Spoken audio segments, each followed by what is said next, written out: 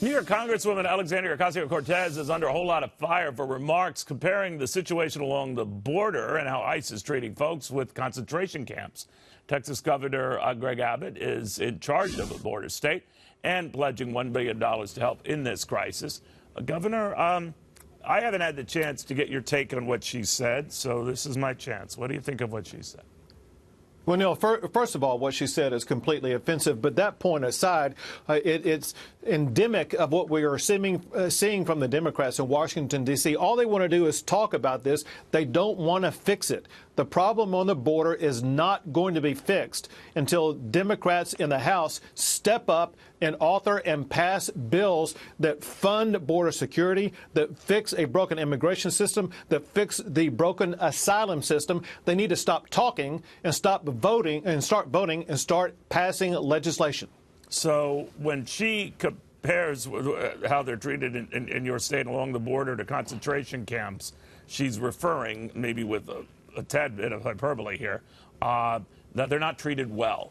You have been telling a lot of folks that's just bogus, and the proof is you invite camera crews to see how they're doing and all that. But that's the perception. How do you counter that?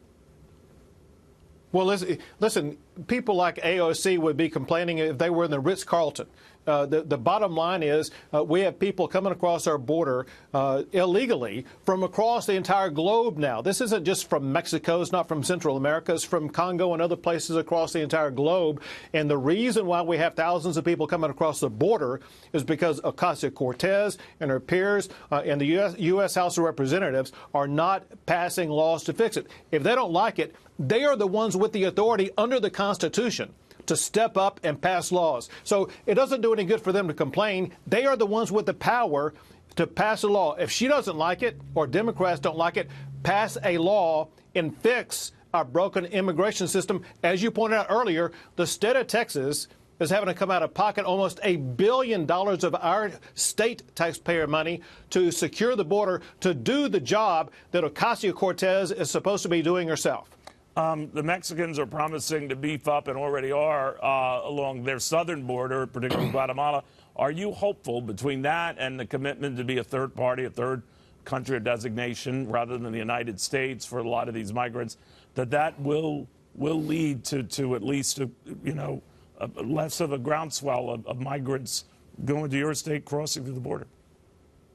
You know, it is a very positive step in the right direction to see this meaningful cooperation by Mexico, because it will hopefully will lead to a reduction in the number of people coming across the border illegally. This is a good structure for us to work with, because the asylum laws that we have in the U.S. are broken, that requires the U.S. to have to house people who come across here. And so if there are these methods working in collaboration with Mexico that will reduce the flow of migrants across Mexico, that will reduce the number of people coming from Mexico into the U.S., that should lead to beneficial effects with regard to reducing the number of people coming into Texas illegally.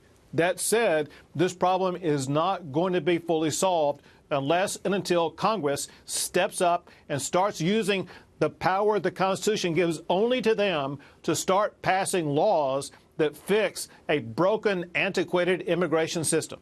All right, Governor, I apologize, we ran out of time. I do want to talk about some of the help you're hoping to provide Texans on the real estate taxes front, maybe in a follow-up interview. But in the meantime, Governor, thank you. Very good seeing you.